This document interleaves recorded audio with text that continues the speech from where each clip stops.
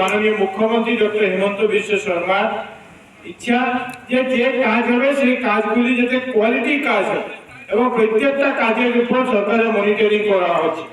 লক্ষ্মীপুরে একাধিক প্রকল্পের ভিত্তিপ্রস্তর স্থাপন করলেন বিধায়ক কৌশিক। বৃহস্পতিবার লক্ষ্মীপুর বিধানসভা কেন্দ্রের অন্তর্গত বিভিন্ন জিপিতে একাধিক প্রকল্পের কাজের ভিত্তিপ্রস্তর স্থাপন করেন বিধায়ক কৌশিক রায়। এদিন শ্রীবার জিপির লালংপাড় তৃতীয় খণ্ডে একটি সাব হেলথ সেন্টার ভবন নির্মাণের কাজের ভিত্তিপ্রস্তর স্থাপন করেন তিনি। এই কাজের জন্য 2021-22 পিএম অভিপ প্রকল্পের অধীন 51,50,970 টাকা বরাদ্দ করা হয়েছে। বিধায়ক কৌশিক রায় এদিন থাইলু জিপিতে দুটি প্রকল্পের ভিত্তিপ্রস্তর স্থাপন করেন। এর একটি হল থাইলু চা বাগিচা এলপি স্কুলে 32 নম্বর মডেল AWC এই কেন্দ্রের জন্য 25 লাখ বরাদ্দ করা হয়েছে। অন্যটি হল AAGY তহবিল 2022-23 এর অধীনে থাইলু চা বাগিচা এলপি স্কুলে নতুন স্কুল বিল্ডিং, যার পরিমাণ 22,50,000 টাকা। পাশাপাশি বর্থল থাইলু জিপির থাইলু কৃষ্ণনগর কলোনিতে 52,02,902 বরাদ্দ অর্থে উপস্বাস্থ্য কেন্দ্রের কাজের শুভ শিলান্যাস করার পাশাপাশি এবং এলাকার বিভিন্ন সমস্যা নিয়ে আলোচনা করেন তিনি। এদিন বিধায়কের সঙ্গে উপস্থিত ছিলেন বিজেপি লক্ষ্মীপুর মণ্ডল সভাপতি গুঞ্জন কর, কাছাড় জেলার টি মোর্চা সভাপতি সঞ্জয় কুমার ঠাকুর সহ বিভাগীয় কর্তা এবং দলীয় কর্মীরা। ব্যুরো রিপোর্ট, আজকের বড়া।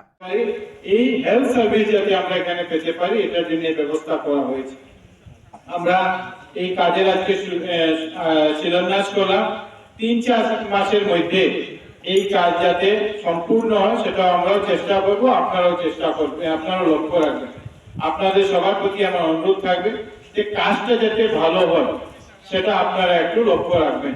কারণ অনেক সময় কন্ট্রাক্টর এমএলএ এর কথা বলে, কন্ট্রাক্টর ডিপার্টমেন্টের কথা বলে, কন্ট্রাক্টর অন্য কথা বলে, সেই কাজগুলো নষ্ট হয়ে যায়। আপনারা গতকাল হয়তো পত্রিকায় দেখেছেন, গত পরশুদিন, যে আমরা একটা সাব সেন্টারের কাজকে আমার কাছে খবর এসেছে যে আমি প্রায় 1.5 মাস আগে সেই সাব সেন্টারে শিলান্যাস করেছিলাম। কিন্তু আমি যখন শিলান্যাস করতে যাই তো গিয়ে দেখি আমি একটা লো ল্যান্ড, যেখানে ফ্লাডের জল প্রায় 7-8 ফুট আসবে সেরকম একটা জায়গাতে শিলান্যাস করানো হয়েছে। আমি শিলান্যাস করলাম, কিন্তু শিলান্যাসের সঙ্গে সঙ্গে আমি কাজটা বন্ধ করে দিই। বন্ধ করে কন্ট্রাক্টরকে একটা ভালো জায়গা আমি দিই যেখানে বর্ষার দিনেও জল উঠবে না, এরকম একটা জায়গা দেওয়া। পরবর্তীতে দেখা যায় যে কন্ট্রাক্টর সেখানে একটা রোড দিয়ে ঢালাইয়ের জন্য সে ব্যবস্থা করেছে। স্থানীয় লোকরা যখন অভিযোগ করলেন, কমপ্লেন করলেন, আমি সেই কাজকে বন্ধ করিয়ে সেই যে রোড, পুরো রোডকে আবার আমরা উপরে থেকে নিচে নামিয়ে আবার নতুন ভাবে করার জন্য নির্দেশ দিয়েছি।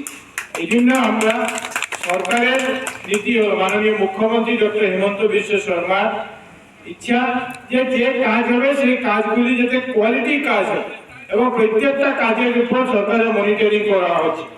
এই জন্য আপনাদের কাছে আমি সেই বাদ্রীচন্দ্রপুর জিপির স্থানীয় লোকরা যারা অভিযোগ করেছেন তাদেরকে আমি ধন্যবাদ জানাই যে তারা এই কাজের প্রতি, নিজের এলাকার কাজের প্রতি যারা যত্নশীল হয়েছেন, তারা সেই কাজকে খেয়াল রেখেছেন।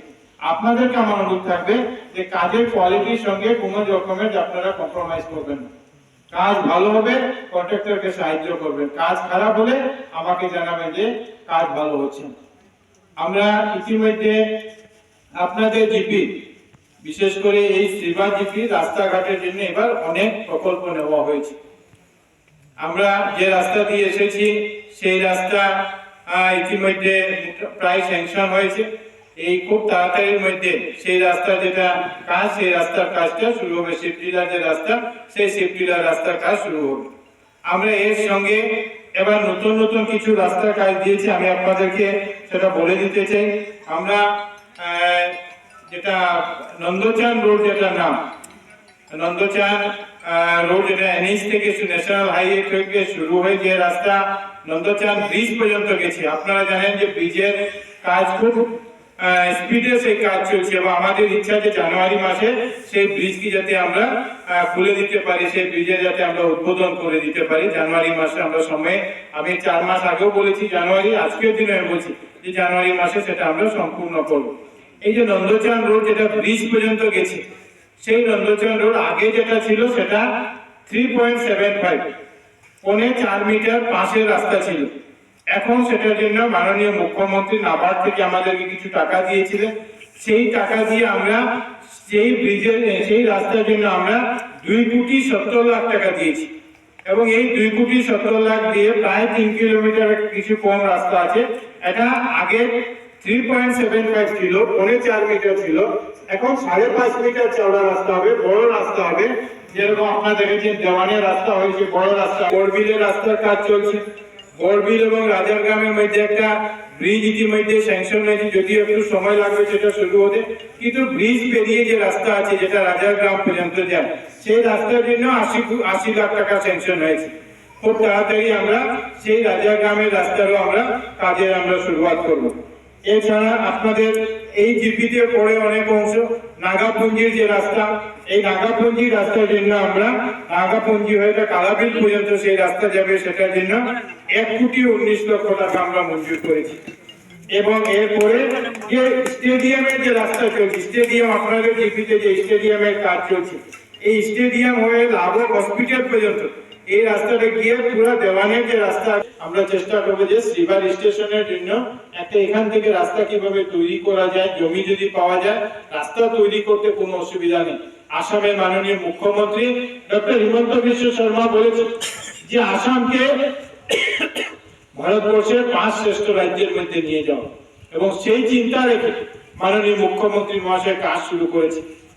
আপনারা দেখছেন মুখ্যমন্ত্রীর কথা হলো যে টাকার অসুবিধা নেই, টাকা আমি ব্যবস্থা করব, কিন্তু কাজের কোয়ালিটি, কাজ যাতে ভালো হয়। আপনারা দেখছেন আজকের Barak, a house of Adrija digital media.